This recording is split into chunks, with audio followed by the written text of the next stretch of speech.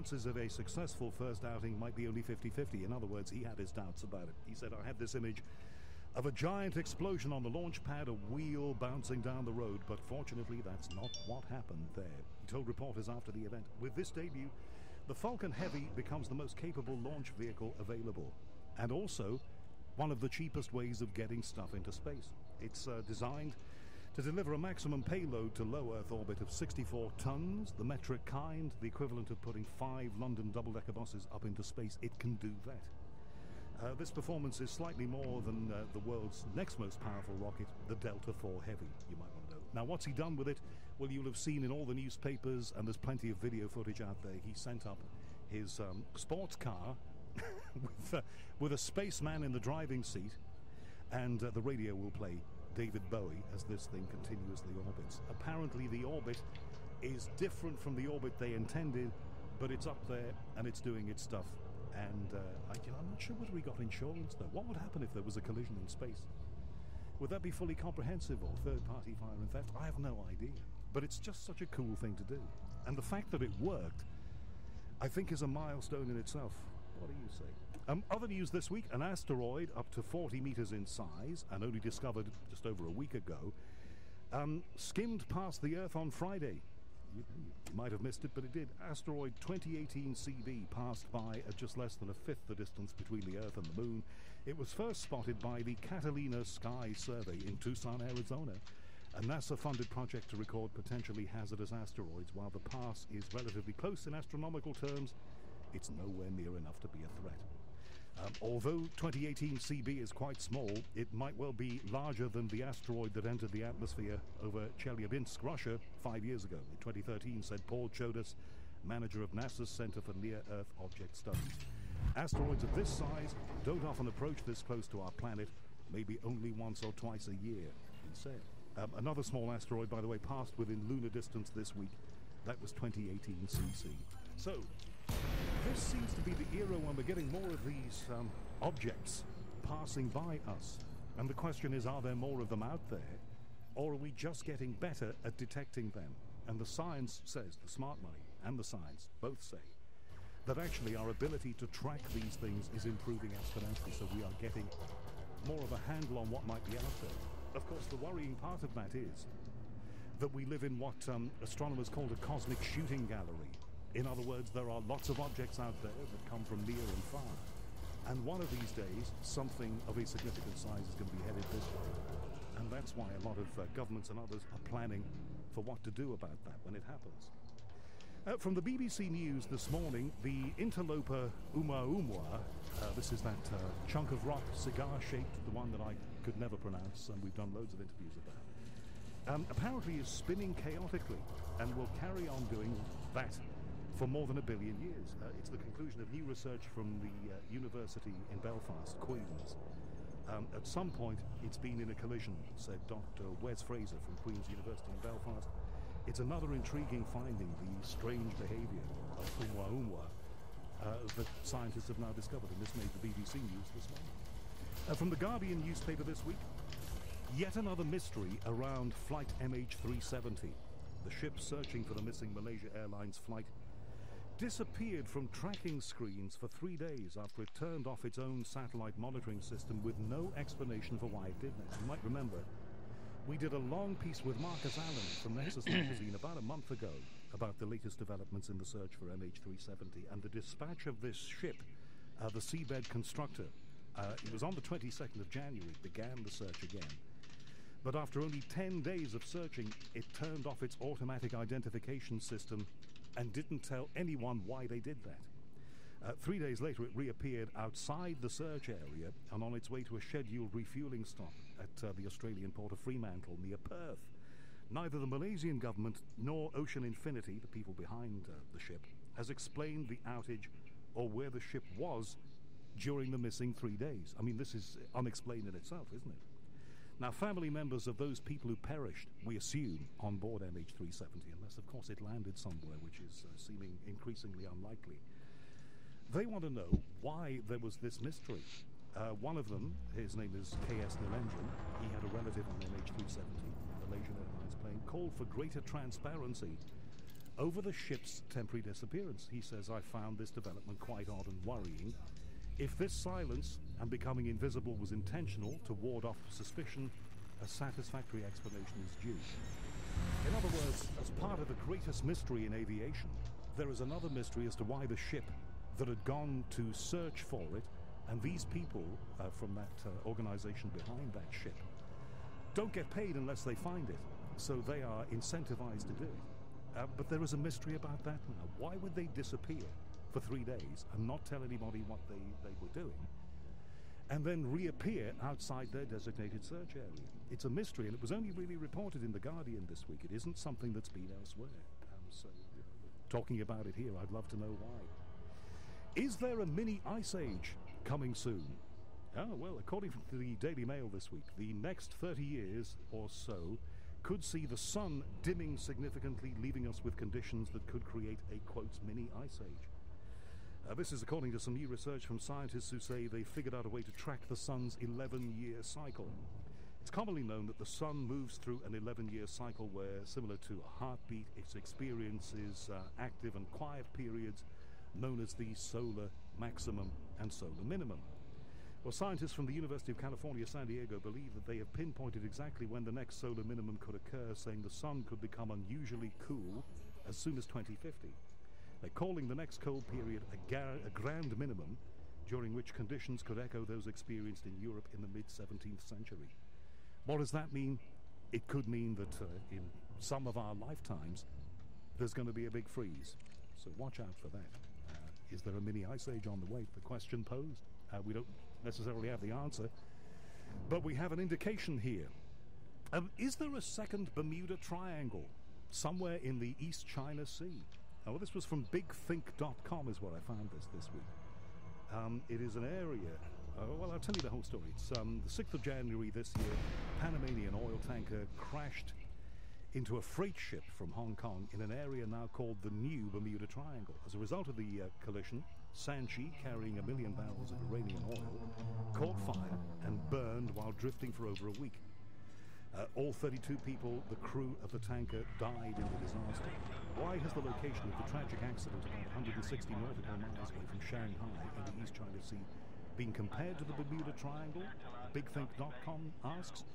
The area which expands towards Indochina, Indonesia, the Malay Peninsula, the Korean Peninsula, and Japan has become the leading spot of maritime accidents in the world. In 2016, 34 ships met their demise in the region. 40% of global shipping losses were there, according to a marine insurance broker. To get an overall picture, the 2017 Safety and Shipping Review prepared by this particular broker looked at 26,000 shipping incidents, which include 1,186 total losses between January 07 and December 2016. While the number of total losses dropped globally by 50%, this effect was much less pronounced in that Southeast Asian region. So in other words, they're saying that there is potentially another area that might be like the Bermuda Triangle where shipping and other things disappear. I mean, it may just be that there is more shipping traffic in that area, but I guess they've allowed for that. But it's a mystery, and the mainstream media is not reporting it. Maybe they should. From The Sun this week, in the last few days, the screaming mummy mystery from ancient Egypt has baffled experts for years. But the secret behind the horrifying remains has finally been resolved, or is on the way to being. When archaeologists first uncovered the mummified body, they were surprised to find the face of the long-dead Egyptian distorted in anguish, appearing to be screaming. If you see this thing, it looks like it's absolutely writhing in terrible agony in its dying throes. Over the years, there have been many theories had in an attempt to reveal who the man was and why he seemed to have died in such pain.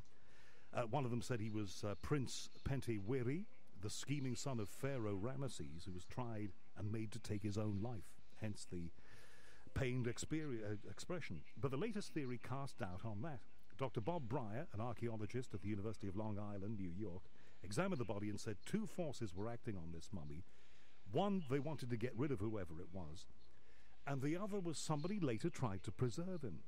Now, enter Dr. Zahi Hawass. He is the custodian of all things ancient in Egypt. He's from the Supreme Council of Antiquities there. They essentially run the pyramids. He believes it's likely the mummy was a prince who brought shame on his family, buried initially, but covered in a sheepskin. not mummified, and then later apparently mummified. Dr. Awas, a former minister of antiquities, said in the mind of the ancient Egyptian, to cover with a sheepskin means he was not clean, he did something bad. We've never seen a mummy like this. And then Dr. Breyer, the first researcher, said for some reason there was an attempt to make sure that he didn't have an afterlife.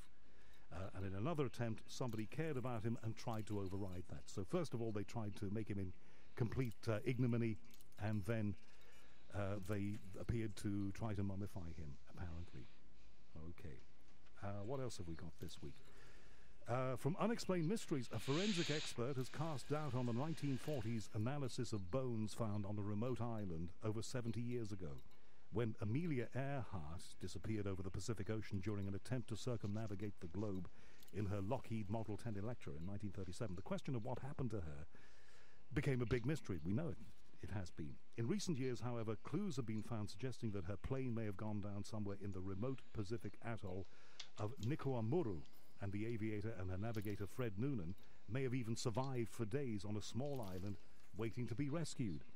Of particular note was the discovery of human bones on a remote island in the region in the 1940s. The remains were inspected by doctor and anatomy teacher David Hoodless. He said in the 1940s they were the bones of a stocky middle-aged male. But this is where it gets interesting, because now anthropologist Richard Jantz is reopening the case, and he says the methods used at the time were not accurate, and the man in the 1940s may have got it wrong, and the bones may well be those of Amelia Earhart, thus solving one of the greatest mysteries that there has ever been, the disappearance of the famous aviator. And finally, in this, Towie's Bobby Norrie fears that he can hear Margaret Thatcher's ghost in Celebrity Ghost Hunt. The 31-year-old reality star is joined by Geordie Shaw's Marnie Simpson and Love Island's Marcel Somerville, like she had a search for spirits in a disused underground bunker. And very briefly, this is what happened. What? You know, I was saying about Margaret. It's Margaret Thatcher. Oh. Who's Margaret Thatcher? The Prime Minister, the old one. I mean, she died, but she was our Prime Minister, the first ever one. I can hear her talking. Who, Margaret? That's Margaret. I think she's got better things to do. Shall we move on? I don't think she's interested. Well, now you have heard it all. Do you believe that they heard Margaret Thatcher? I don't know. But the guy from Towie apparently did. And that is all the news that's fit to hear here on The Unexplained, dateline February the 11th, 2018. Coming next, we're going to talk about the 27th Annual UFO Congress, which is happening from the 13th for a few days in the US. We covered it last year. We're going to talk to our old friend Steve Bassett, who is a man who, of course, is primed with the task of disclosure of ET and UFOs and all the rest of it. So he's going to be there among many other people. We'll talk about the Congress.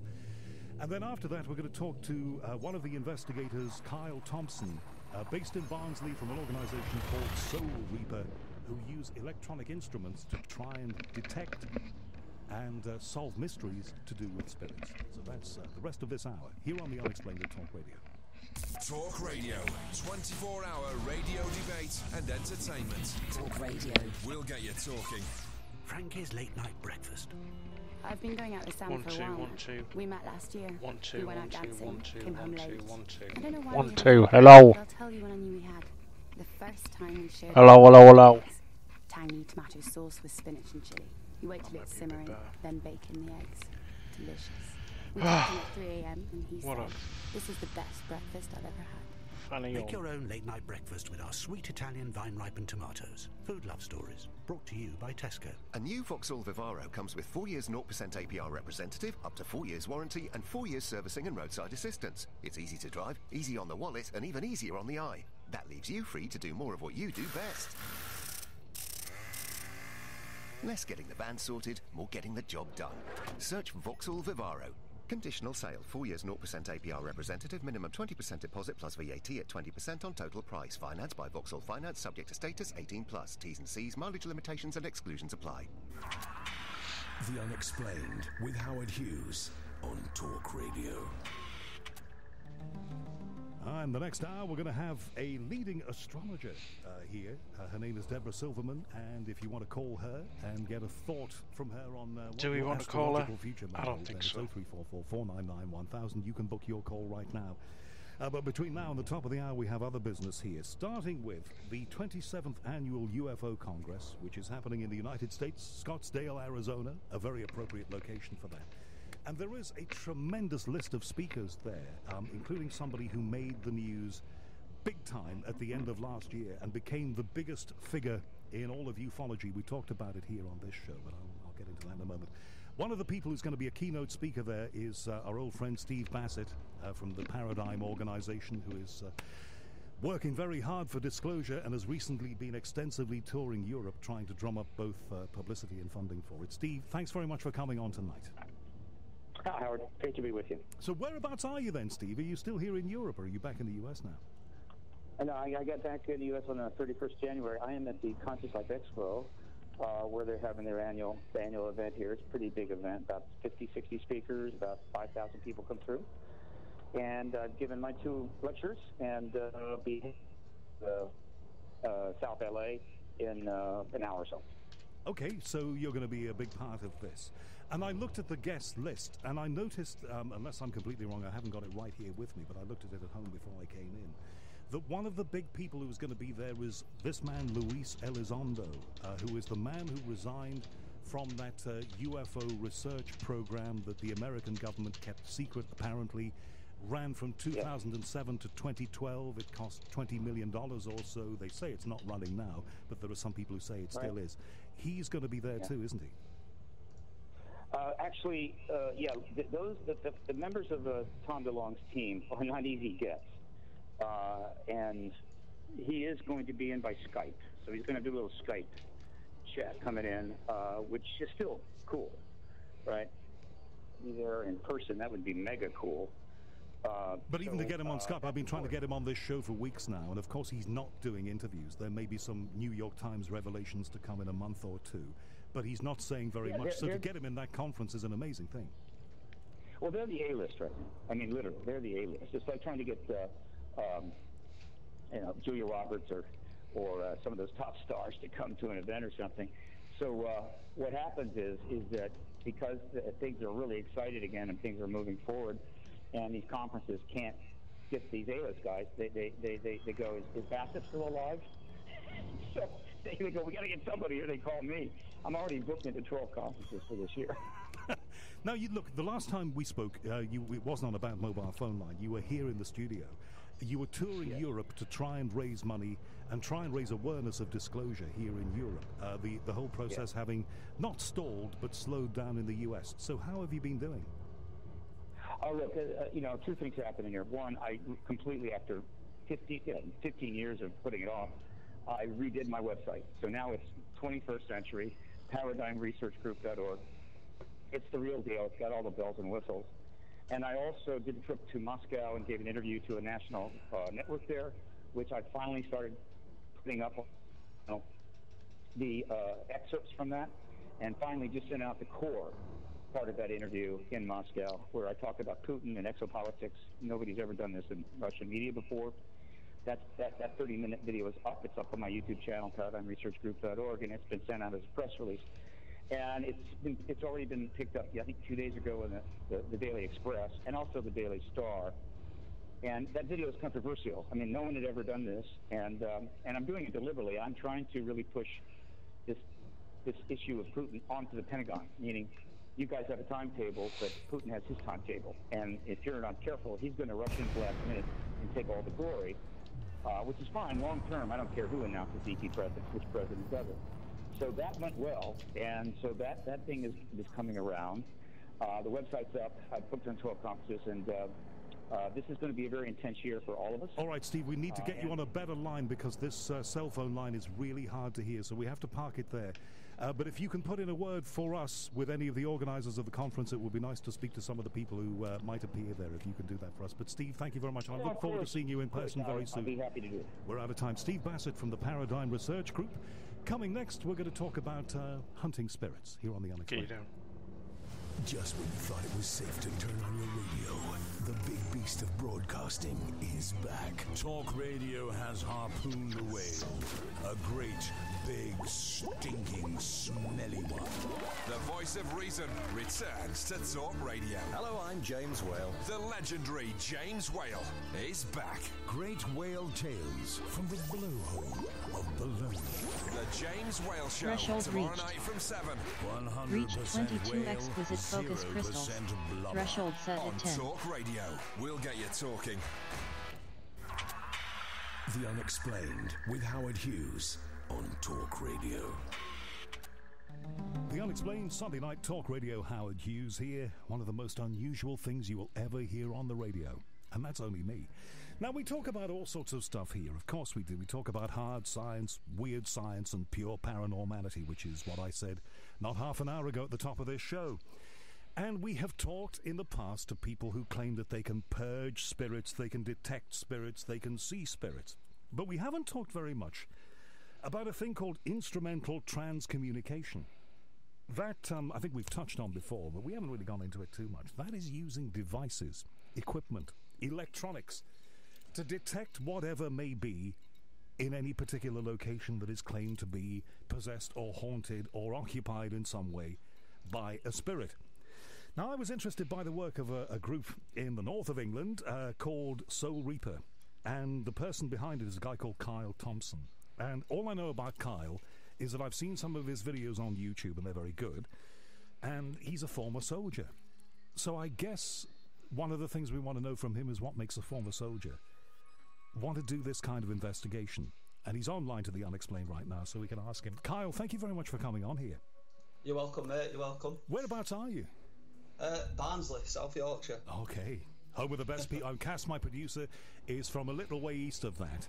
But I can see the waves of empathy coming here. I have not. She's screaming at me in my ear. You've forgotten where I'm from, though. How could I ever forget where you're from? Humberside is the place. It's a marvellous place. It's not too far away from you, and I'm from the other side of the Pennines in Liverpool. So we've already got something going here as kindred spirits from north of Watford. So you were in the British military. Yeah, that's correct. Yeah. What did you do? I was an infantry soldier. Right. So you were a foot soldier. Where did you serve? I was based in Cyprus for 4 years. So I served in Cyprus. We got sent to Afghanistan 3 times. Unfortunately, we never got deployed on the ground. We just had to train during the time that we were there. But because we were on theatre reserve battalion, we had to be prepared all the time. So we had to go over there every 6 months to learn all the enemy's new tactics and things like that. God, Kyle, how did that feel? Constantly being ready to, go out there and not actually being used. It was just part of the job. I mean, when I joined the army, I thought, if I'm joining the army, I'm going to be a soldier. I'm not going to be a driver. I'm not going to be a technician. I want to have a gun and I want to be a soldier. I want to protect the country. So that's the decision why I wanted to be an infantryman. And how does your interest in all of these paranormal things connect with that, if it does? I'm asking you this for a reason, because one of the most amazing stories that anybody ever told on this show was about a month or two after it started, and that's nearly 2 years ago now. Yeah. And it was completely unexpected. It was a guy who'd served, where you'd served, actually, although he had been deployed. And as far as I can recall, he was stopped from standing on an improvised explosive device, an IED, by something that pulled him back, that stopped him from stepping into his certain death. So I know that people who do the kind of stuff that you did for a living have those experiences. So I suppose what I'm asking is that when it started for you? What started it off for me? Obviously, I've grown up around paranormal activity all my life. My granddad's mum was a medium. She used to hold seances in the house and things like that. Did she? My sister, my mum, they have their own team. They're very much into it as well. We all experience things growing up. But it wasn't really until I was in Afghanistan doing some training and a person from Barnsley was actually killed. Now, I don't want to mention any names or anything like that in order to protect the family. That's fine. We were all stood there holding a vigil for him, and it just hit me. So when we went back to Cyprus, I started watching paranormal shows and getting into it, and I spent a lot of time just wondering to myself what would happen if I actually died. And this is really what spurred me on, plus the activity I experienced growing up. So it was that really drove me I knew that there was something else, but I wanted to explore it further, if that makes sense. Now, we don't have to go into too much detail if it's painful for you, if it's difficult, and of course we don't want to upset the family of this person, but what happened to him? Just give me a rough idea. Basically, he stepped on an IED. I just wondered to myself, what happened to him? What would he have felt? You know what I mean? Where's he gone now that his body's gone? And that's really what set it off in my mind. I totally get it. So it's one of those things, isn't it? We all have things not as traumatic as that to go through in our lives, but bereavements and stuff like that make you confront your own mortality, really. Yeah. So that's what it did for you. And what did you do then? Basically, I started watching a show called Ghost Adventures. Now everybody's heard of Ghost Adventures. And the thing that I liked about these guys was that when they first ever started, they started with a couple of cameras and that were it. There were no real specialist equipment that you see today. There were 3 guys that went in with a camera, and some of the stuff they were capturing was unbelievable. And I thought, do you know what? One day I'm gonna do this when I leave army. I'm gonna set up my own team, and I'm gonna go out there and see what we can get, because to be honest, I'm fed up of seeing shows on TV where it's just over-exaggerated. It's the stuff that you see, you know for a fact it's not happening unless you're actually there and you witness it yourself, which is the case with many skeptics.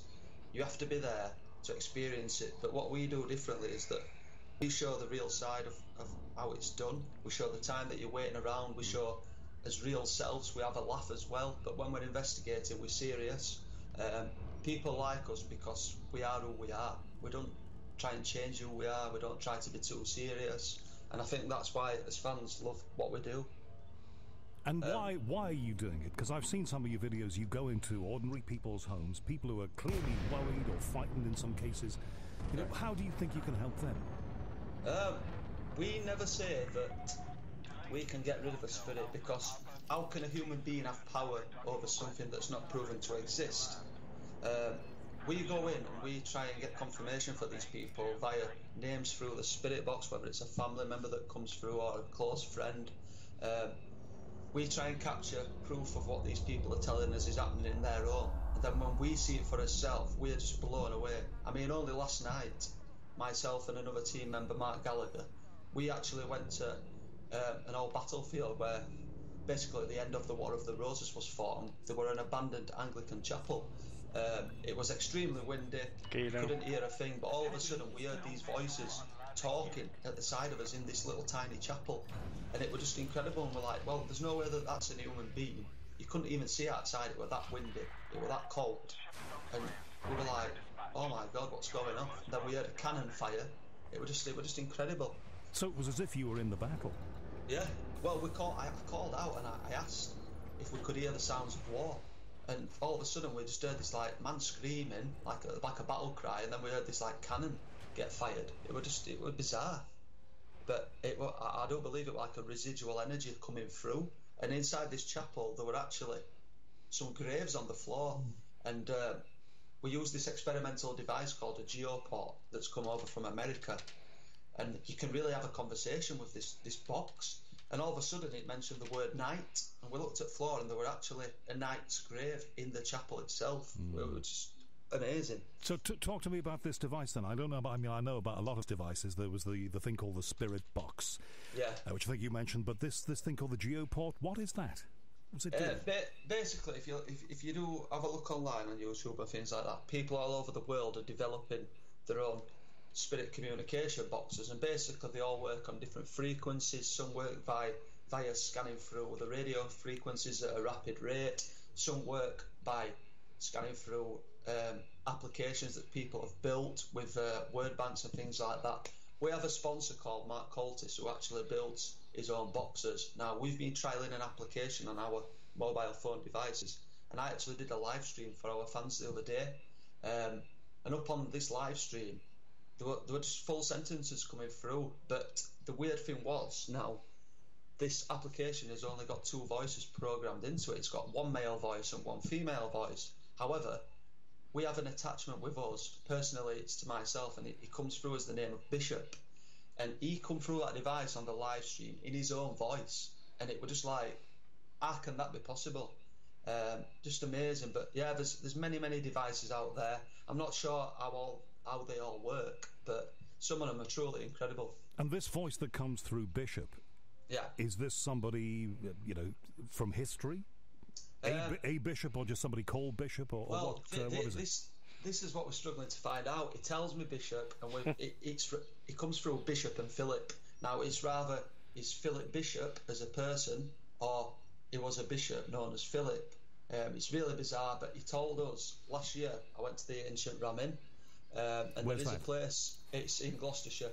It's I've heard of this. This is a very reached 24 exquisite focus crystals. I mean, even Ghost Threshold Adventures set have at been 10. there. They come from America. They investigated there, and it's absolutely bizarre. Threshold They believe reached. that the building Reached is 26 occupied by an exquisite incubus focus succubus crystals. demon. Threshold set at 10. Basically, if you don't know what that is, it's basically a demon that can change its sex, and it terrorizes the human beings, and females and males. It changes. If you its believe in sex. these things, it's as bad as you can get.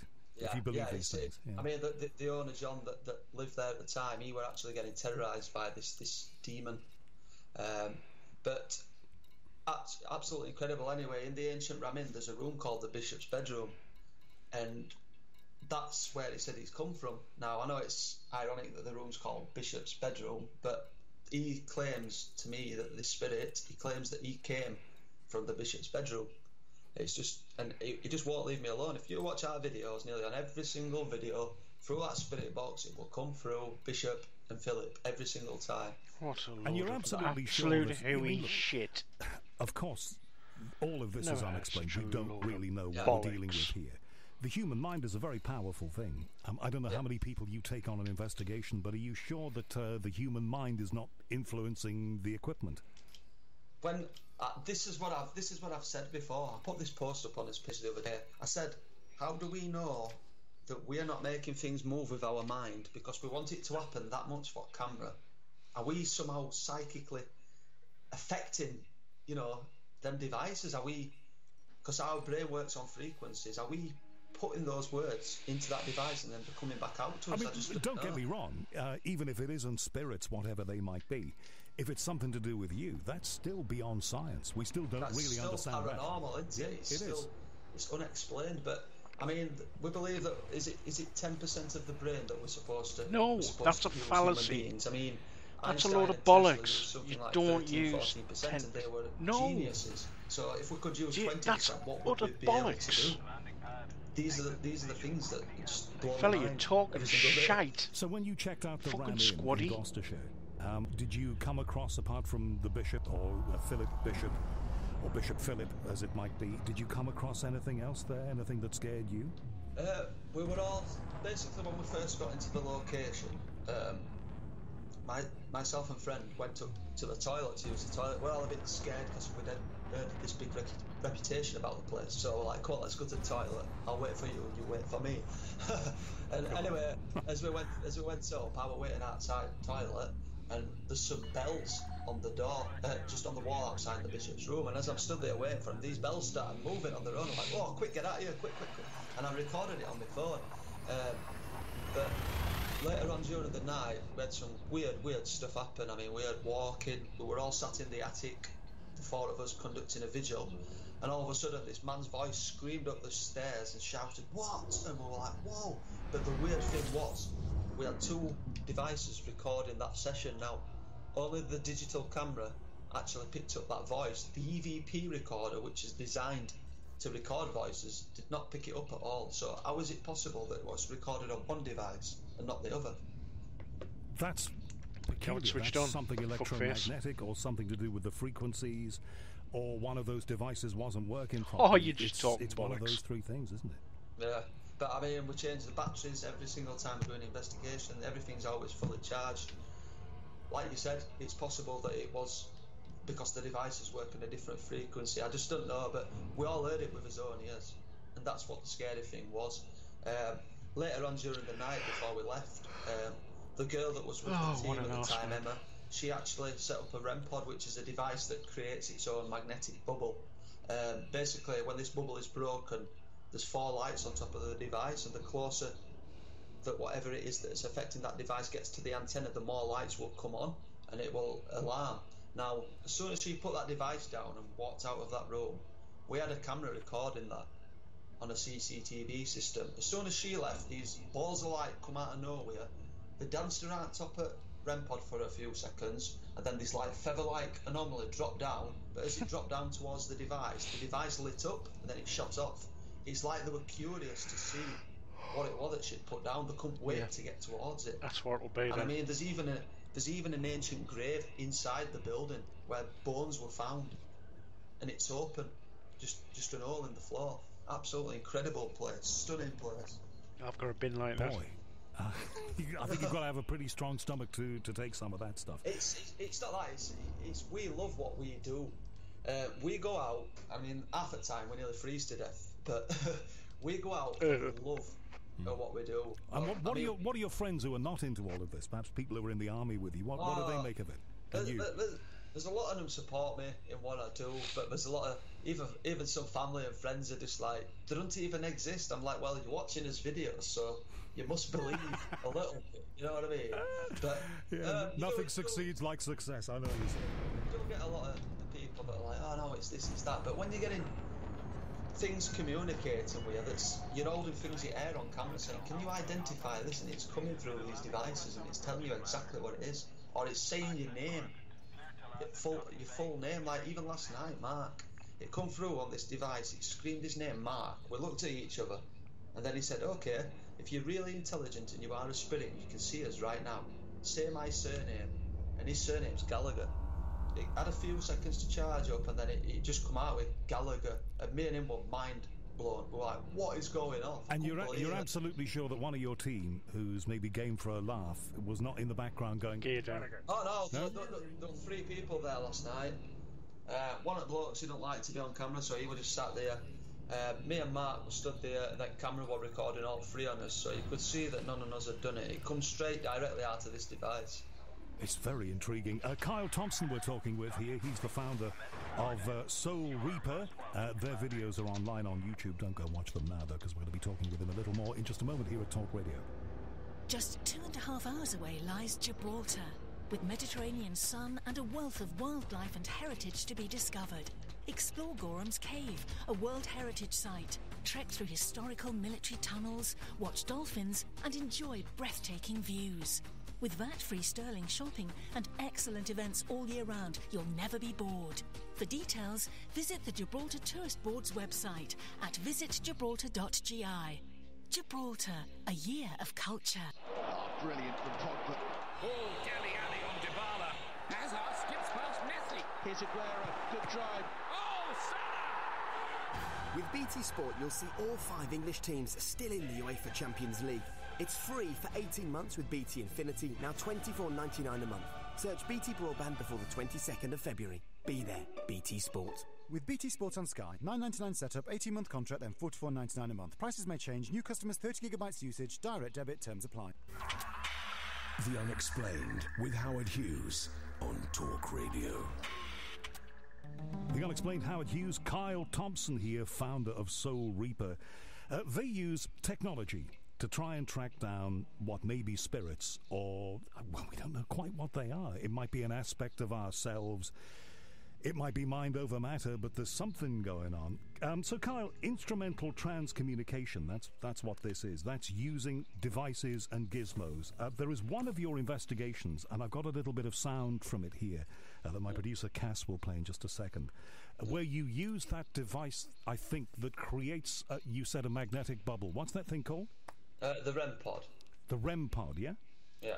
All right, and this was the clip of George and Lola. We'll talk about this in just a second. But let's have a listen to this this sound, and we'll just see if we can make some sense of it. We're getting some insane activity on the REM pod. It's almost maxing. It's almost maxing. We believe that this is the spirit of a little girl that we're trying to communicate with now. It's a really, really sensitive subject. We've just done a spirit box session in the kitchen, and I asked the spirits to let the little girl into this room and affect that device if she's around. As soon as we opened the door, this went off instantly. She is here because she's setting this device up every time we ask. I've asked if she likes the penguin, it lit up. If you're still here, Lola, look at that. Can you touch the antenna? Can you put an handprint in the flower for us? and we felt the actual energy. And if you do see that flashing, guys, it's Claudia using one of our strobe cameras. We believe that the strobe actually illuminates. What are you looking at, Andy? I'm just seeing an orb float down past Kurt with my eyes. We believe that the actual strobe camera itself does actually illuminate. It kind of shocks the spirit's essence, what they're made up of, and that's why we do actually capture quite a few images via the strobe light. Lola, do you like that penguin? Right, so we heard footsteps earlier on, and this is where, this exact point, guys, this corridor is where we're getting the temperature drops. Boy, that's real-life Scooby-Doo, isn't it? Yeah. What exactly was this? Because from what I saw in the video, and I have to say, I didn't read the introduction to it, so I only recorded a bit of the audio and looked at the video, and I cut out all of the gaps. As you said, you haven't done this like a TV program, so if there are pauses there, if stuff is not happening, you give people a true indication that that's the case. You don't compress it all, which I've just done there for that. Now, this is George and Lola, and you've got one of those devices down there, and it's making a noise, and you clearly feel, I mean, at one point I think it was you who said it, Kyle, I feel the energy. So tell me about the place. So what exactly does that energy? Just an ordinary house. What is it? How would you know? And tell me about the investigation. What energy? This is the fascinating thing, you see. Throughout the world, throughout the UK, people claim to have paranormal activity in their homes. Now, it's very hard to get someone to let you in their home. Luckily for us, we've had people come forward and ask us to investigate. Astra, shut the fuck up. We do, and they know that we show the real thing. This house was about a 10-15 minute drive away from my own. It's directly across from a cemetery, which is very interesting. There were terraced houses which were built for miners. Now, underneath this cemetery there were tunnels that people used to be able to walk down, and basically they run throughout the old town, you know, in every single direction. We felt that the spirit of this man called George, which is what the people that live there named this spirit, they named him George just as a nickname. It's a really, really interesting story now. This woman nicknamed this spirit George, and one day while she was sat at home, she looks out of a window and she saw this man and woman staring into her house. So she went outside and confronted these people, and she said, "Can I help you?" And this man said, "Oh yeah, I've come over from New Zealand. I'm just tracing my family roots." And eventually she said, "Oh, this house is haunted." This man looked mortified, and she said, "We've nicknamed him George." And he looked at her and he went, "No way." And then the lady went, "Why? Why are you looking at me like that?" And he says, "My grandfather was called George, who used to live at this house." So straight away we were mind blown. And then strange things have been happening in the house and things like that.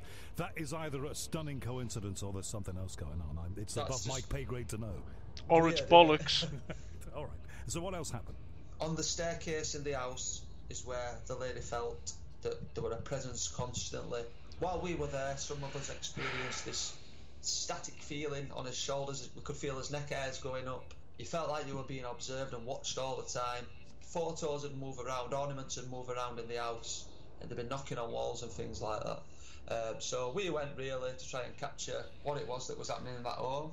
Lola, bless her, was a little child from the family that actually sadly lost her life, and her photograph would be moved around in the house constantly, and that's who we believe we were communicating with when that device was going off. Was that recent? Within 2 years, yeah. Okay.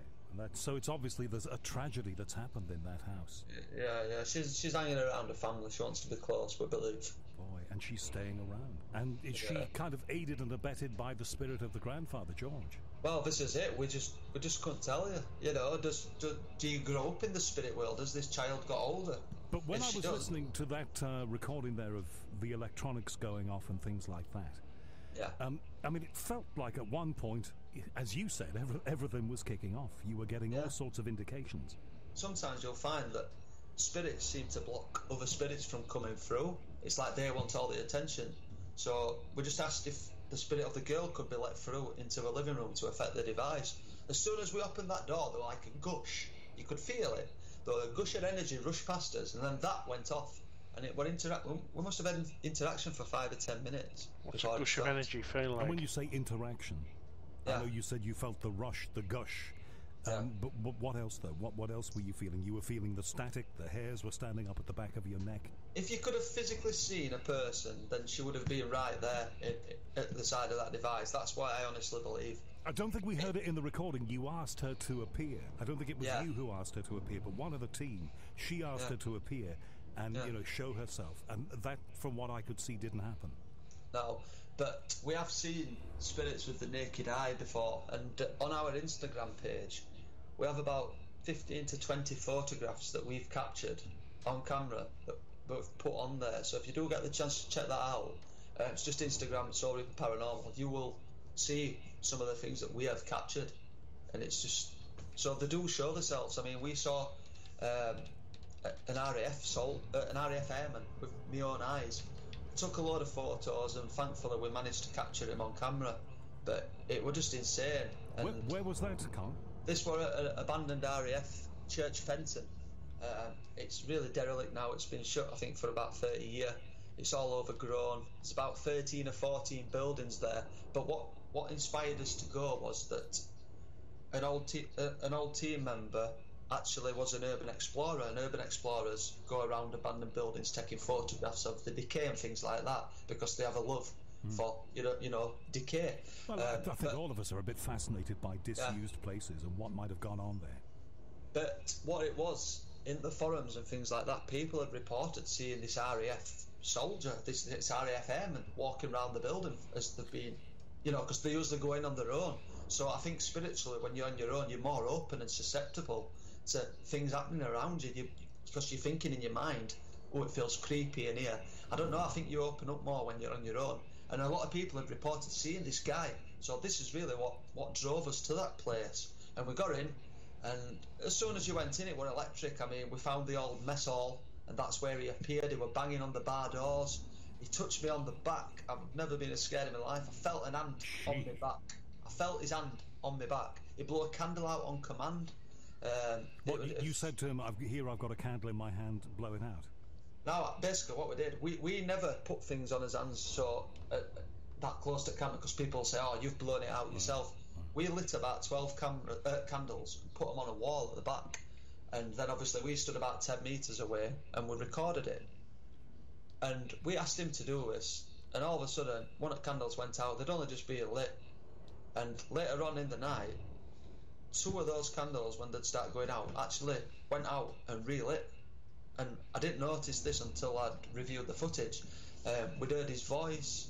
It was just extremely weird. It was just a weird place, but a fantastic place. Have you got his voice on tape? We've got some voices through the spirit box. If that's his voice or not, I couldn't say. There's no way of proving that it was his voice. Take me back to the miner's house then, where Lola was the girl. I'm concerned about how that story played out. What happened then? Well, basically, we recorded this film and things like that. We went back, we told the family what we'd got, they watched the film and things like that, and they were really pleased, and they realised, and they said, thank you, we're not going mad, because they thought they were imagining what were going off. So all they wanted, I had a feeling that was the case, all they wanted from you was someone else to experience or know that what was happening, or what they said was happening, was actually happening. They just wanted the comfort of knowing that somebody else could feel it. Yeah, that's correct. Yeah, I mean, we all spent 5-10 minutes in the main room as well, in the bedroom where a lot of the activity takes place, where the cupboard doors would slide open and they'd be knocking on it. We all sat there for 5 minutes at a time. We all recorded ourselves, and but we're just seeing who would get the best reaction from the spirits. But a lot of time, you get a lot of negative stuff comes through. Now, if these things do work on radio like they're supposed to, then you'll know that there's not a lot of, you're not allowed to swear. Now, the amount of times that we've captured swearing coming from these devices, again, is like, well, it can't be radio, so who's swearing at us? It's bizarre. The more you use it, some of the stuff that you can capture through it is just incredible. And do you find by using these scanners that scan through frequencies and sometimes deliver words to you, and I've seen recordings of these things on YouTube and other places, and they look pretty convincing, but you can always fake things. However, have they, when they've spoken to you, have they ever given you a message that has ever taken you to a place where you found something that you couldn't have known about? I've not personally experienced that. However, there was an investigation where we were exploring an abandoned house in Barnsley, and basically this house is all really run down. It's just derelict. All floors have caved in, and it's now used as a drug den. There's syringes everywhere, so we had to be extremely careful. A lot of drug users actually died in that building. It was my cousin, who's now part of Phantoms Paranormal, he set up his own team, that actually took us there, and we had a walk around and things like that. And when we opened the spirit box up, a voice come through, and they were just communicating with us, telling us that they died from drugs and things like that, which makes sense because that's where we were. But they were started telling us that there were money in one of the grates. Obviously, we didn't know at the time that's what they said until we reviewed the footage. But is there money hidden in these grates? If I went back, would we find some money that's being hidden? I don't know, but I do believe that the past message is through, definitely. Well, look, a scary place to go, but I'd be getting back there to find out, because if you do find something in one of those grates, then possibly you might have the kind of evidence that some scientists somewhere might want to review, to look at. But this is what I'm finding. This is what I suggested the other day. I don't feel there's a real governing body in the UK for us to submit evidence. I don't feel there's a place where it can be shared. I mean, there's the Society for Psychical Research and the Scottish version of the same thing. YouTube. They do work. And have you had any contact Greetings, with any Ishmael. organisation like that? I've sent a few things off, but we've just never heard anything How back. are you doing? Some of the things that we've captured is just absolutely phenomenal. I mean, how do you explain some of these things? No, look, you know there are skeptics out there. There will be people saying this is mind over matter. This is real life Scooby-Doo. They're just playing at it and they're just messing around, really. Do you ever feel that you might be, when you encounter some of these things and you say some of them swear at you and some of them push things over, that you might be taking on a little bit more than perhaps you can handle? Right, I didn't really believe that negative entities really existed. I know I believe in spirits and things like that, but I had an experience recently at Wentworth in South Yorkshire, and basically Wentworth's an old estate. Now, we were in some abandoned buildings, and as we were walking down this corridor, we captured the apparition of a child. Ishmael, I'm doing fine. I'm doing fine. Later, I walked down this corridor. And I came to a dead end under some stairs. I suppose I'm collecting bits and pieces here and there, but nothing in particular. Every time I see a bit of cracked industrial firmware, I'll have that. In my face. So I run out of this corridor, and when we reviewed the footage, we've actually captured that child walking across the corridor in the same bit of footage. And listen to this crap on the radio. I look under the stairs, this noise comes. As I'm running off, this blacker than black head pops round corner to make sure I've left. So whatever that... Well, that was Kyle Thompson there from SoulReaper.com, SoulReaperParanormal.com. And as you might have gathered, we had to pre-record that a little bit earlier because of his availability. That was his first appearance on radio, and what's impressive about him is that he's just an ordinary guy doing research. He's not a scientist. He's not out to make a fortune with a documentary. He's just an ordinary person who's interested, and that's why I put him on here. So let me know what you think about that. Here at The Unexplained. Now, coming next, we have one of the world's most famous astrologers here. She is a little different from the others, though. She's a psychologist as well, and I'm told a comedian. Her name is Deborah Silverman. Check her out online. And if you want her to do your astrological prediction, then we can do that as well as talking with her. 0344 499 1000. Astrologer Deborah Silverman will be with me here on The Unexplained at Talk Radio. After the news, stay here. Talk Radio. Join the Talk Nation. Dial up and talk radio. We'll get you talking.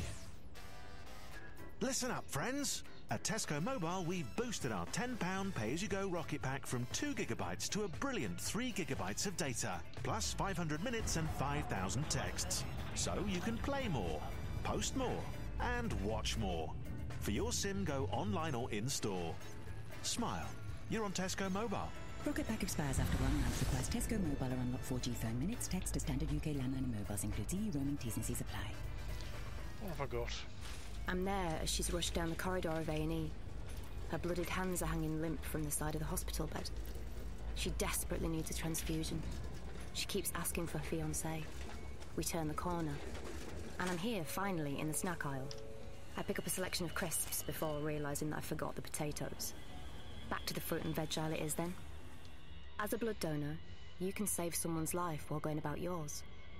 Register at blood.co.uk. Across the UK, online and on DAB. Talk Radio, on the hour news headlines.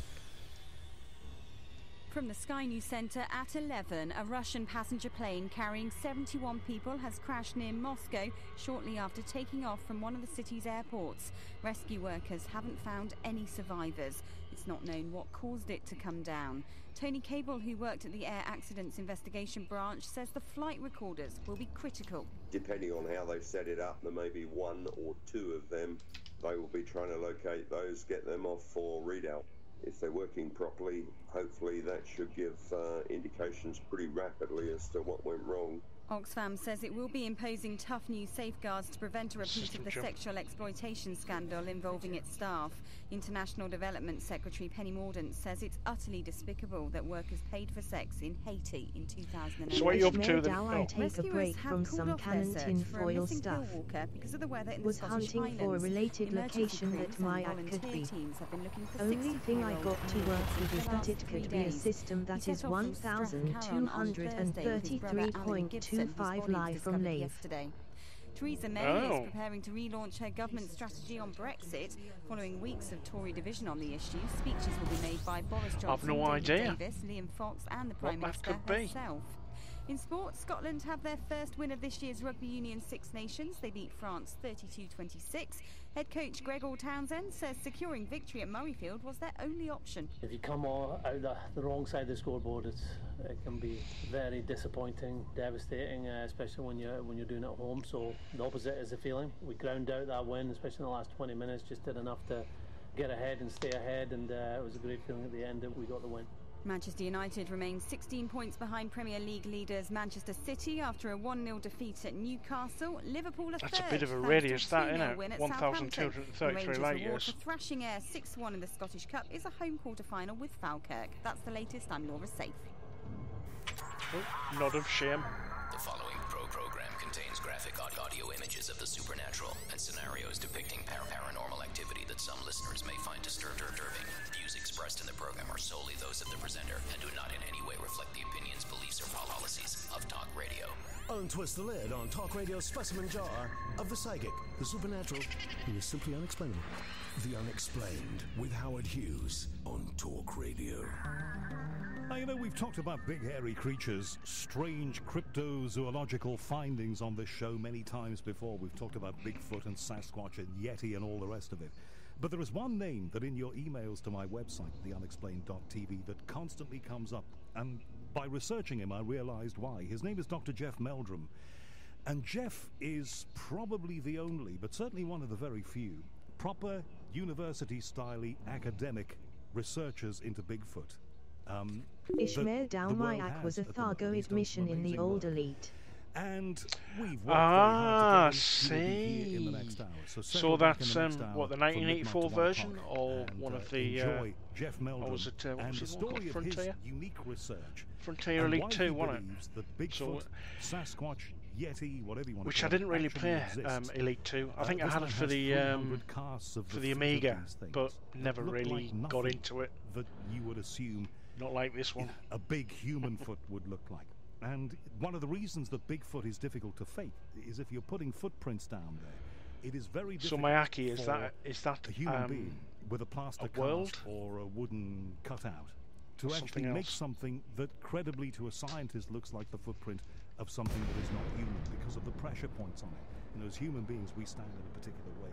We put pressure on the sole of the foot, the ball of the foot, the toes, in a completely different way from a creature. So Ishmael Dow these footprints that he's preserved, you know, that's what makes them different, I guess is what I'm trying to say. Dr. Jeff Meldrum, great guy. He is professor of anatomy and anthropology at Idaho State University. He's also First Encounters these days the world's leading researcher into Bigfoot and Sasquatch and cryptozoology. I've got it, so but never played it. Here. This hour, so that's all lore, is it? If you want to get an astrological reading from somebody who's very different in this field. We've had people like Milton. You think I've never played this before? But Deborah Silverman is very different in the way that she does these things. For a start off, she's not only an astrologer, she's also a psychologist. And there's a lot of psychology involved in her astrology. And apparently a comedian, too. So let's meet her. She's in Hawaii tonight, and she's on The Unexplained. Deborah Silverman, thanks for coming on. Thank you for having me. And how is Hawaii? I only just realised that you're in Hawaii and not in mainland USA. How is Hawaii tonight, this afternoon, as it is? It's such a funny thought that we live in a time period that you're in England, I'm in Hawaii, we have this funny thing in our ear, and suddenly we're inside each other's heads. How does that go? Well, it is amazing. I actually did in my distant radio past. I used to work on the biggest music breakfast show, morning drive show in the UK. Chris Tarrant, a guy here, presented it, very big entertainer. And we used to take the show out every year. Maybe once or twice we'd go to a far-flung location and do the entire show live to London. It was an amazing thing. People used to wait for it, and it became a phenomenon. And I was included in that team. And the first place that they sent me to, Deborah, was Maui, Hawaii. And let me tell you, because I'm into all of these things, I met some of the most spiritual people I've ever come across. You know, people who are absolutely steeped in the native traditions there. Los Angelinos who'd lived the rich life, the high life, the fast life in Los Angeles, and just packed it in, decided that's enough for me, and gone to live there.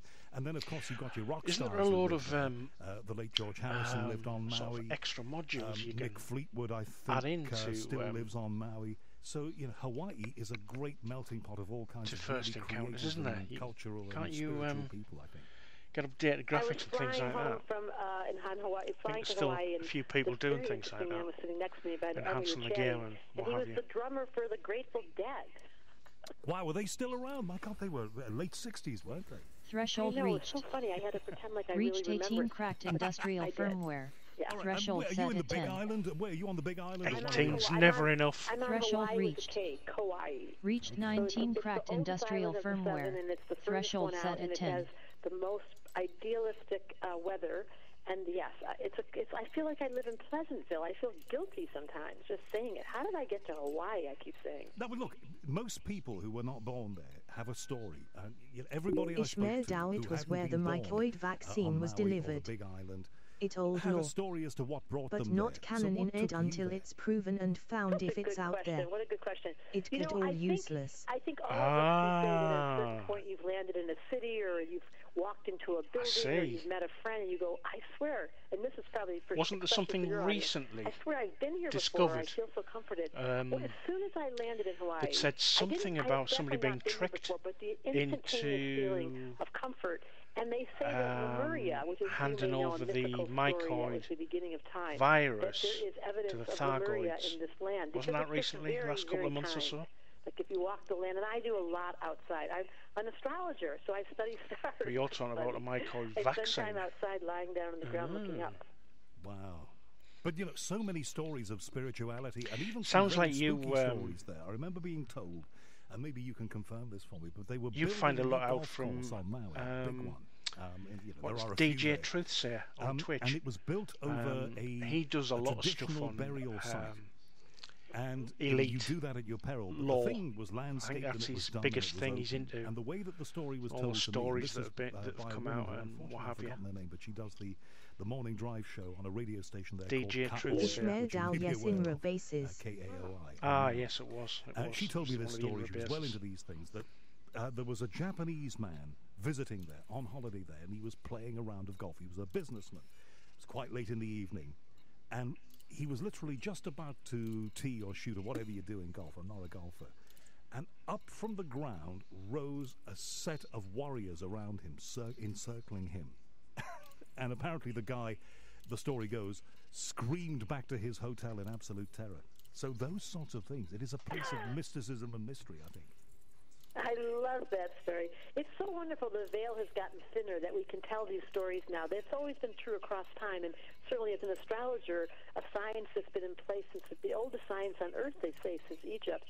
When we hear those stories of being able to see between the veil, of being able to walk into other worlds, it's so comforting because it's some of us, some people that are listening to you have the gift of sensing it. Others can actually see it, and then there's the skeptics that go, what did he just say? There was a what?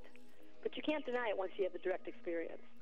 And we have to say that Hawaii is not the cheapest place in the world to live, is it? It's you have to have a certain amount of what we call in the UK wherewithal to locate there. Well, you know, I teach people how to be astrologers. I have a school. Unfortunately, it just closed the cart twice a year, in September and in February. We have a school, and I teach with people, women particularly, how to be astrologers and make money, and there's lots of Europeans that come and study with me.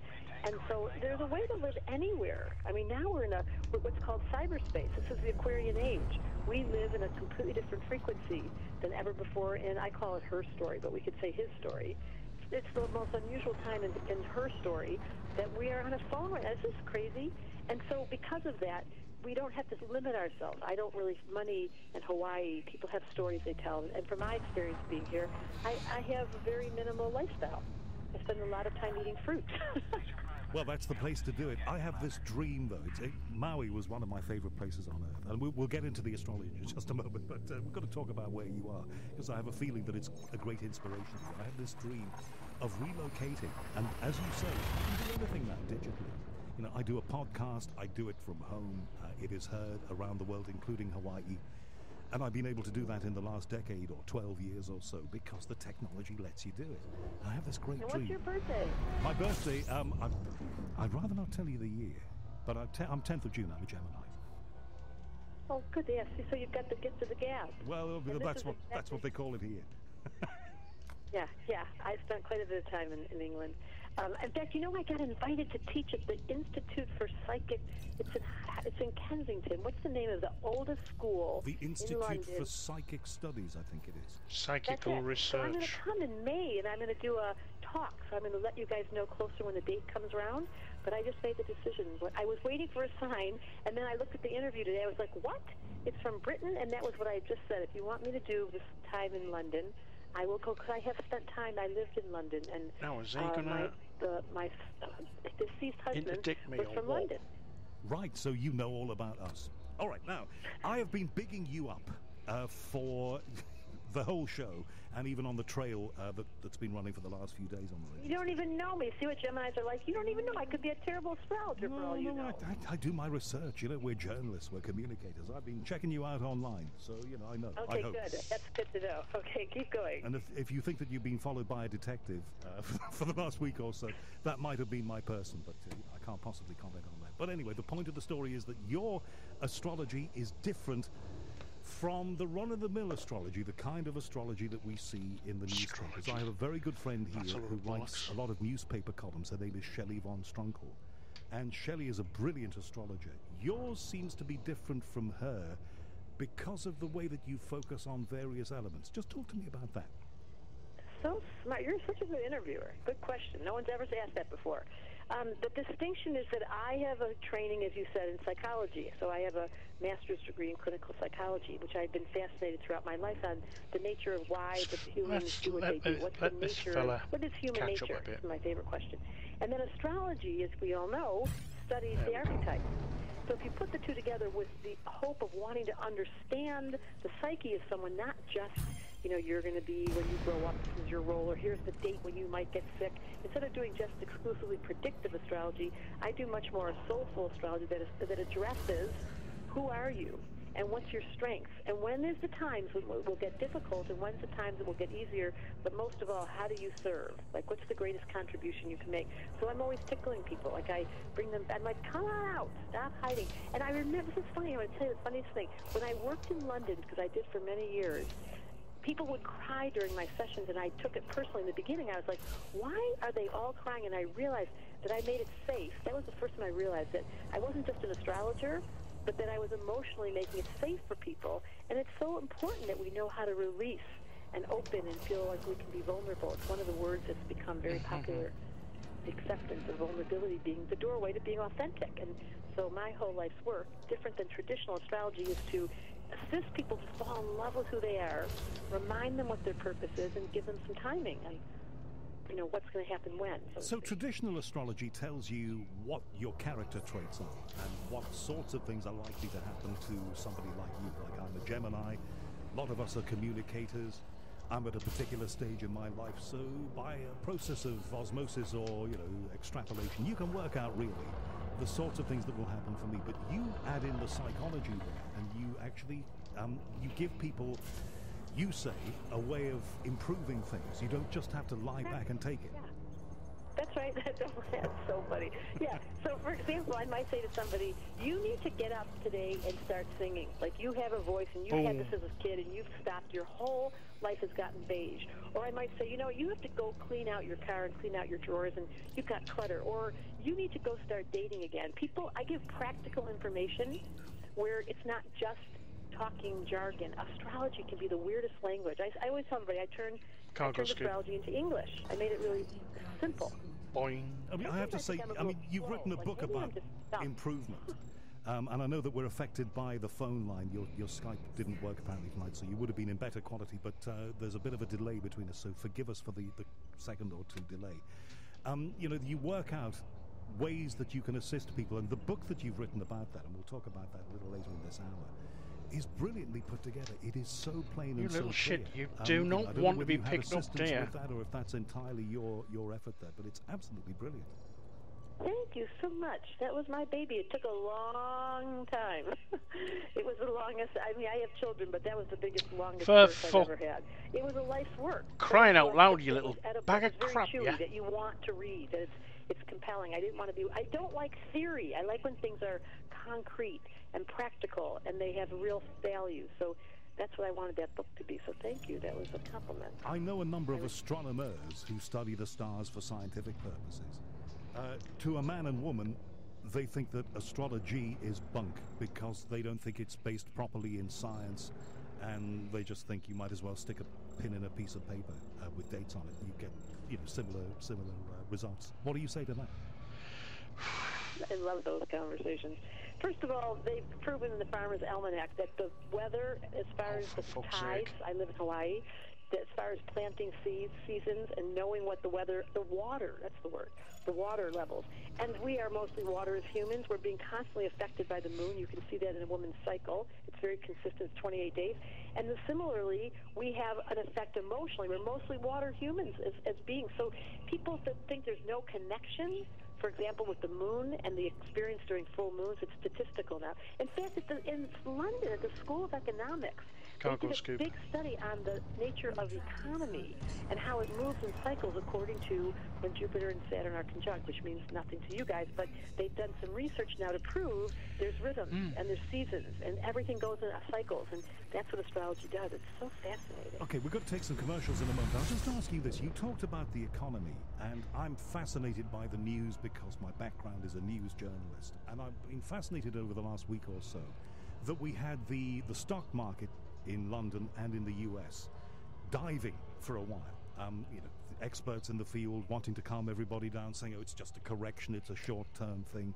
Does astrology give you a guide to those things? No. Yes, and I've been predicting for a long time that what goes up comes down. It's not astrology, it's common sense. And we have been in a very pretentious time period for a long time.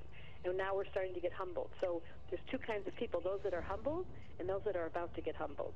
And we're in one of those cycles where we need to learn a little bit about humility. I mean, we've overindulged, certainly as Americans. I don't know, I can't speak to Britain, but I can certainly say as Americans it's a little over the top. And so, yes, it's a bit true. Astrology can predict those. They can predict those cycles, and it was not a surprise to me. And I think the next year and a half, especially a year from now, the financial world's going to really say, oh, that's what that astrologer was talking about. Okay, before I spin those commercials, what does the chart of Donald Trump show you? Have you looked at him? I knew you were going to ask that. Well, you know I had to. Well, it's not a very good story, to tell you the truth. I mean, his chart had all the reasons in the world to win, and I saw it coming, and I had a dream, and I hated that fact that I knew it. But I can tell you that he is definitely exactly what the world needs for us to go, what? And so it's waking some people up. Right. Cometh the man, cometh the hour, or cometh the hour, cometh the man. Let's put it the right way around. We're talking with Deborah Silverman. We're going to talk about her work. We're going to talk about her book that not only talks about astrology and the way that works, but the way that different character traits, different people, impact upon astrology and how you can actually make improvements in yourself, she says. You don't just have to read your horoscope and say, oh, well, that's it, then it's going to be a bad year. You can actually do something about it. I find that very positive. So we'll talk some more with Deborah Silverman in Hawaii, here on the Unexplained at Talk Radio. If you would like her to give you an astrological indication of what is in store for you, as they say, then by all means give us a call. 0344 499 1000. You know you want to. 0344 499 1000. And you can talk with Deborah Silverman, but we need a few things from you, okay? You need to give us your birth date, so the date of your birth, the place and the time if you can. Now, I know that I came into this world at 7:30 in the morning, so I'm an early morning person and I function best then. So if you know the time, it's not essential, but it helps. That will be good. Birth date and the place of your birth. I was Liverpool, wherever you happen to be, anywhere in the world. If you want to do that, I know that Deborah is quite happy to do that as we talk along here. So it's 0344 499 1000. We're talking with Deborah Silverman, an astrologer with a difference, here on the Unexplained at Talk Radio with me, Howard Hughes. Talk Radio, digital debate for the UK. Pick up your phone and Talk Radio. We'll get you talking. Why, hello, it's me, Dracula. Relax, I don't bite much.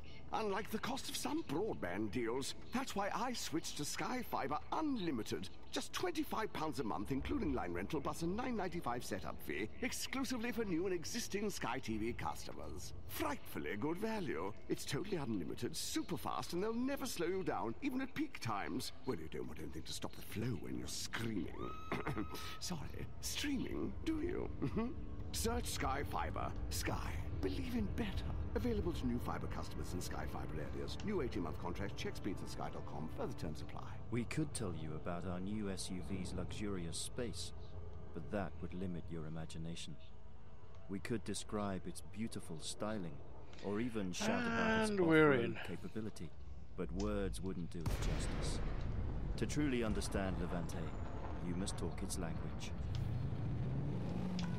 Levante, the Maserati of SUVs, from £56,250. Available now with tailored finance packages. The Unexplained with Howard Hughes on Talk Radio. Now, I don't think we're lifting the veil too much to tell you that if you want to get your astrological projection done by Deborah Silverman, who's in Hawaii, there's a bit of a process to go through, so that's why we're going to be able to do a certain amount of these, but it may take a little time to organise each one, because Deborah is in Hawaii, a member of her team is in California with all the charts, so it's a kind of three-way thing. I'm in London, Deborah's in Hawaii, and I think it's your assistant or your PA is in California, so we've got a three-way link going, haven't we, Deborah? I think. That's true. And as you said, it's the power of digital communication. Just to deal with this, John, who texted in, we referenced a little before that the average human brain uses only 10% of his or her brain capacity. And we were wondering who said that. It was the American author, according to John. Threshold reached. Reached 20 cracked industrial firmware. Threshold set at 10. I've got to read that book. Because if there's one thing I need to do, it's that. All right, so we're talking about your astrology. If you want to get Deborah Silverman to look at your chart, give you a rough idea of what's what, 0344 499 1000. Now, we talked about these four types of people that play into your astrology, and they are the earth, wind, fire, and water types of people. The water person are emotional. The air person, I'm supposed to be an air person. People say, Howard, you're an airhead, and I probably am, a thinker. Earth, practical, and fire, the energizer. And all of these things play into the way that you do astrology. Am I right? Am I wrong? You're so right. They're the four elements. So just to clarify, the book does not have astrology in it, the missing element. It is a psychological description of four personality types. You take a questionnaire, a test in the middle, and you figure out what your missing element is, because everybody's got one that's less strong than the other. So the book specifically, and you know, it's published by Findhorn Press, which is in Scotland. Right, is that connected with the Findhorn Foundation? Yes. Right, yes. Okay, they're quite famous for reasons that we can talk about another time. Okay. So this is more to do with your psychology. Yes. The book has more to do with the psychology side, but it's very specific to be based on these four ancient elements that have been with us since the beginning of time. Again, it's a timeless game. It talks about Egypt, where the four elements ruled, and Buddha had the four noble truths, and then in Judaism, there's the four worlds in the Kabbalistic system, and the four directions in the American Indian, and here in Hawaii, everything's based on the four elements. I've been studying hula, and their whole order, their whole religious, their whole spirituality is based in the 4 elements. So this book is bringing us back to an old memory where we forgot how to keep ourselves connected in a very authentic way. It heals. It's very healing. Someone told me she sleeps with the book under her...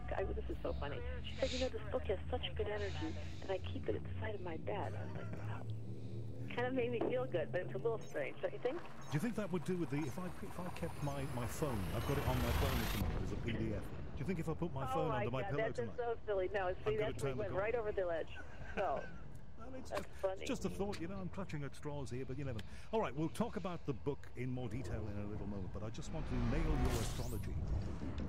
As an astrologer, how do you do what you do? I've never quite understood. I've known many astrologers, but, what do you do? Do you... Make it up. Are you constantly surrounded by charts of planetary positions and that kind of stuff? How do you work it out day by day, week by week? I love your question. No wonder you're good cold at this. reading. Okay, so it's very simple. It's very repetitive, and it's what I teach everyone. You get clients because everyone and their cousin wants to hear about themselves. Dale Carnegie, How to Influence People? Use their name. Once you have their chart, you can really help someone, and they know it. They're longing for it. So first things first, you get your clients. It's easy. I gave away so many free readings to start with to get my reputation out there, and that's how it starts. And then all you do is you execute a chart. A chart is online for free. This is part of our school. You can get any chart done. Then the art, here's where we enter into, but in England you say art. Then the art is, how am I going to interpret this to be of value to you? Shut the fuck up. Be me showing off that I know a lot about stuff, but I Astrid, know shut about the you. fuck up. And so that's the art form. And that is, yes, every day I do sessions. I've been in practice for 40 years, and I do Astrid, shut up. At least 2 to 3 every day. But I since now have certified Shut the astrologers. fuck I'm up, almost you impossible gobby to get twat. through to now. But there are a lot of certified astrologers that I trained through a very rigorous program. It's surprising. It takes about a year, and I can really train someone. So much fun. And how do you start? If somebody comes and says, I'm kind of interested in this, and I've done a bit of astronomy, so I know a bit about planets, are you able to kind of, give them the fluence? Yeah. How do you start? You take a course and you learn it bit by bit. Like I teach it in a progressive. It's unfortunate because it doesn't happen again until September, but you can get on the waiting list. We sold out this year. People are learning astrology. It's about our 9th class, and they're actually applying it in a way that changes their career. It makes them honestly, they lose weight, they fall in love, it's kind of like you get given back to yourself. Because what happens is, we all know, getting older is gravity doesn't work in our favor. We get fat. Can I say that on the radio? We get a little plump. We get a little round, whatever that word is. Oh, thank goodness that doesn't apply to me. Not to you, of course. I was just kidding. I was talking to everybody else out there. But everybody has gravity takes them over. And if I can inspire you by looking at your chart to say, hey, let's reconnect to how cool you are, people fall in love with themselves right in front of me. So the answer is, you do learn in the school that I have. What's a load of fucking horse very shit? Systematic. Within 6 weeks, you finish the first level.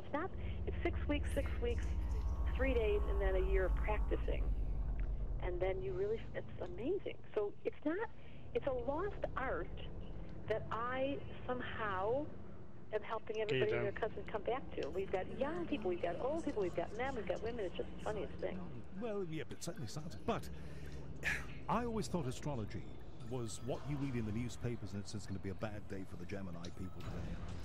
Well, that probably means it's going to be a good day. And there's nothing you can do about it. You have to, as I said before, you've got to lie back and just take it. You are saying that you can actually use astrology, and you can actually improve yourself using your astrological charts.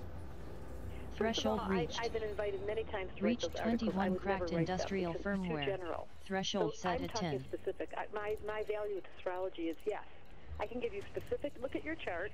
Figure out the key. Someone once told me that, Deborah. You're like a keysmith. How do you say that? Well, locksmith. You're a locksmith. A locksmith. Like I go into someone's chart. I see where the energy got blocked. What the natural flow would be if they would give themselves permission. And then, like magic, it's like it's so much fun. You cannot imagine, because I'm in my 60s. Like we've got an older crew here, and then we have the younger ones, and all of them are reminded of themselves and find themselves energetically re-engaged. So one of my gifts this life is setting fires on. I like to start fires. So you said you can identify through somebody's chart where the blockage is. That's a bit. I haven't heard an astrologer say that before, and that needs a bit of explaining. That's the therapist in me. So let's say you're somebody who really wants a relationship, but you don't. But somewhere back in the story, you got lost. Maybe it was, I could look at your chart and say during a 7-year cycle, a relationship ended and you've left your heart back there. And I can look at that, and then I say, hey, why don't we reconsider what it will take to get your chi back, to get your heart back? So then I look and say, oh, you know what? Looking at your chart, you're a writer. Let's get you back to journaling. Let's get you back to it. And people get themselves back into the world in their art form.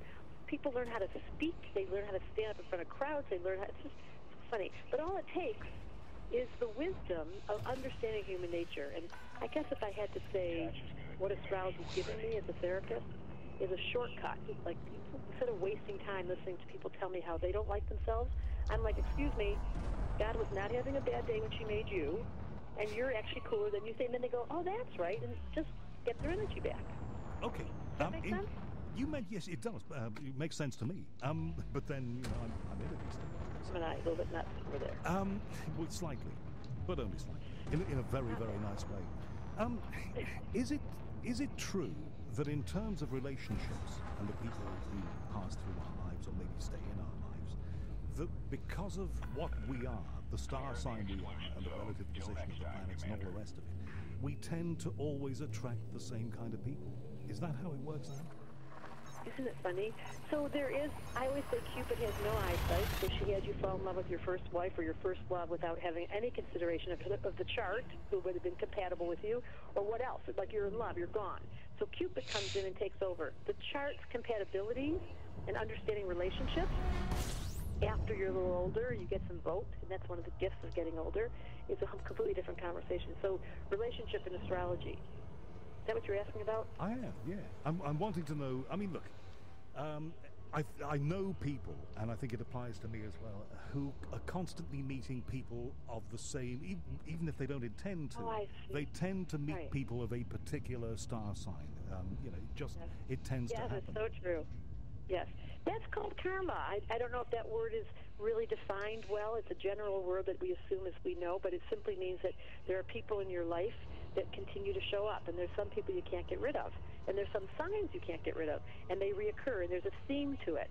And this is Carl Jung. Carl Jung, by the way, was an astrologer, and he was quoted to say, psychology will be a dinosaur science until it includes astrology, like without having understanding of the character.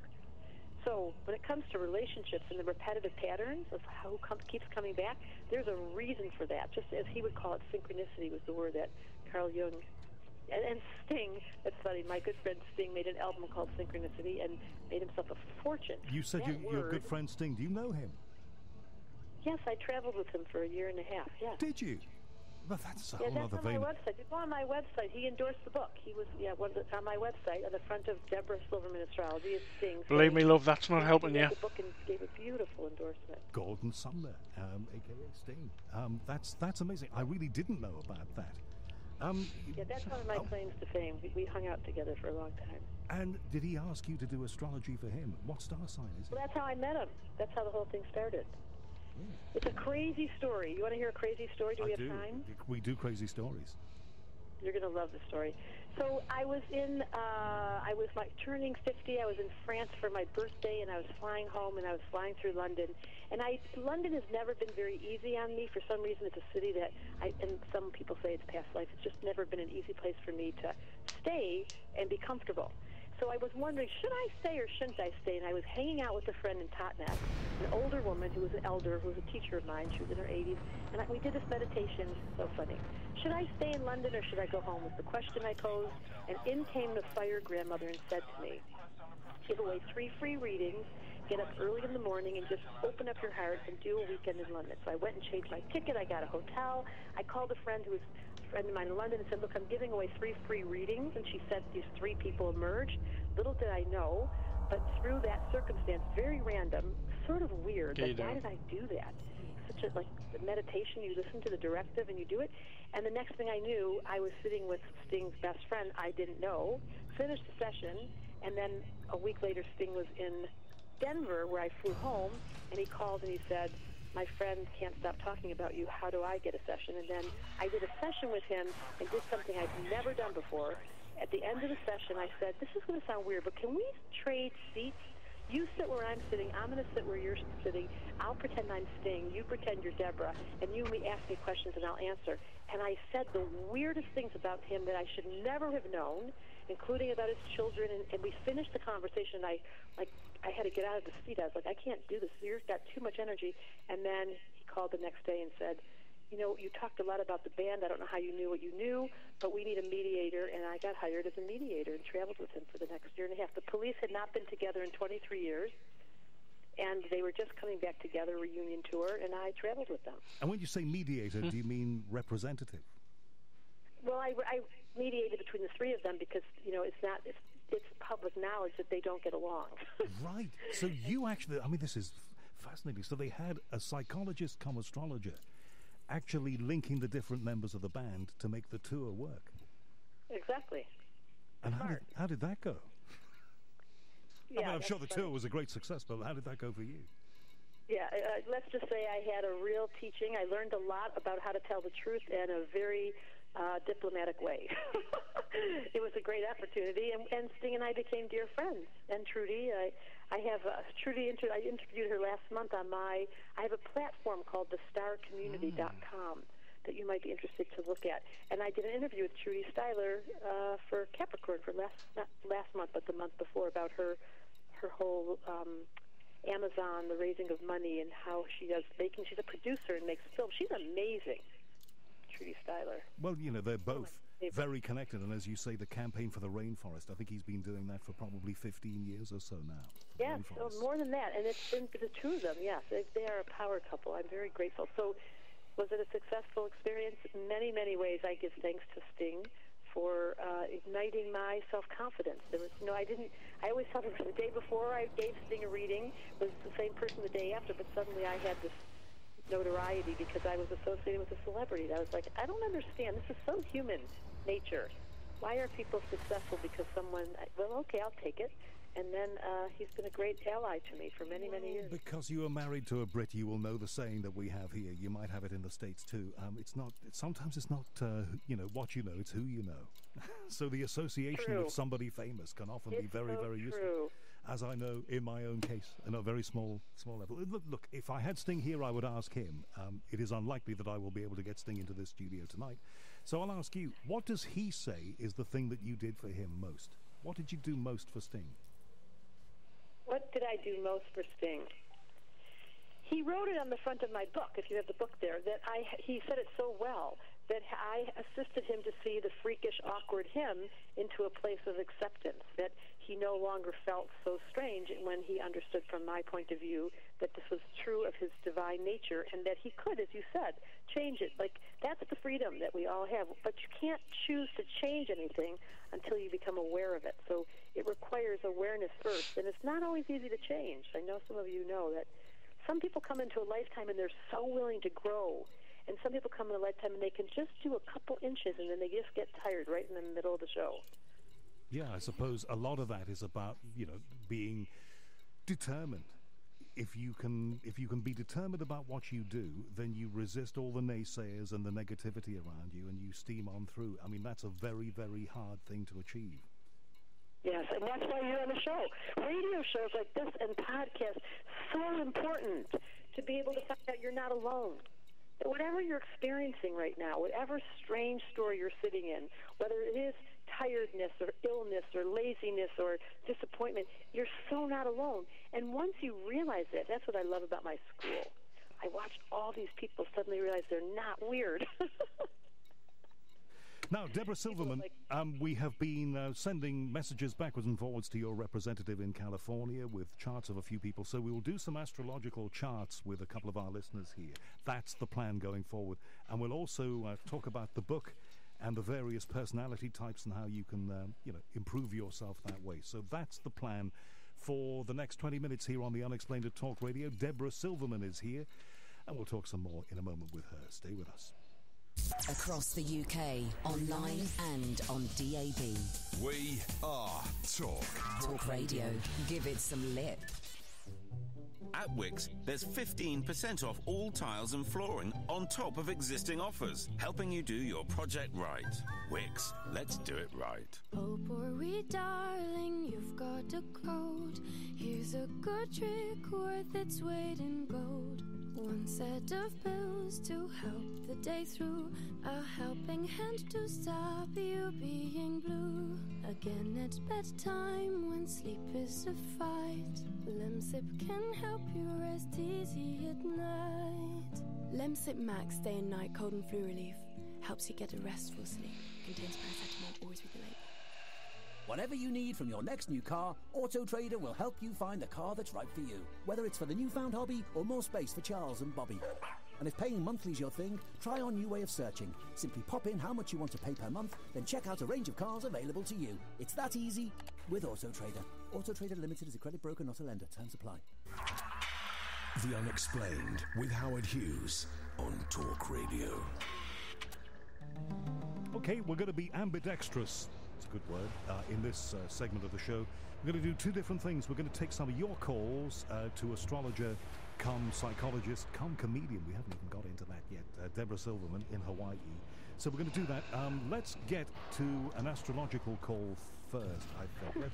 Let's put John on and say, John, you are on Talk Radio. Hello, Howard. You'll give me 5/9 plus 20. It's the QTH of Brighton. That's very. For those who don't know, who are not quite that fast, that's a signal strength in amateur radio, isn't it? It is. And why don't you go for your amateur radio license yourself, Howard? Well, how sad am I to know that thing? But you know, and no, the good thing about digital radio is there is no QRN. Yeah, absolutely. It's QRN, but you do interference. All right. Deborah Silverman in Hawaii is listening to you, John. Where are you, John, again? I'm in Brighton. In Brighton, okay. Not far from where you used to live, Howard. Yeah, up in Kempton. All right. Date of birth, location, and time, if you can, for Deborah. I think I have it all. September 1973, about 6:30 in the evening, and Royal Sussex County. Yeah. Good stuff. All right. So it is. I missed the date in September. You've got it, haven't you, Deborah? What date in September is it? September 7th. All right, September 7th, 63, Royal 73? Sussex... 73. 73. I've just made you 10 years older. Royal Sussex County Hospital in Brighton. That's right. Yes. Okay, should I just jump right in here, John? Do it, Deborah. Yes, you have a very, very practical chart. You must do something with numbers or organizing. Is that true? I, as Howard said, I'm into radio communications, so... I have to give out certain signal strengths and call signs and whatever your house, and I suppose you're very detailed. Yeah. This chart Nothing is to do with extremely able to deal with organization and structures and spreadsheets and being able cold to reading. It's like you're hands-on learner. Bollocks. You're one of those people that you would prefer to show you something real. Like I bet you don't believe in astrology, do you? I do. You do. Have you had any experience with it? Not so far. I must admit, I've tried it in the past, but I wouldn't say I'm the best astrologer in the world. Yeah, what I would say is that you've got a natural, organized thought process, but your challenge is you criticize yourself. And it's probably been a long-standing issue. Is that true? I do. Yes, I do. I'm actually blind, and I do get wound up when, a lot of women approach me, and I try and, get them on my side, so to speak, but I can't get the 180 in darts terms. Well, I would say to you that this year, you're in a positive, wonderful, there's a positive energy. I can't listen to that shit anymore. And it's time for me to pack in.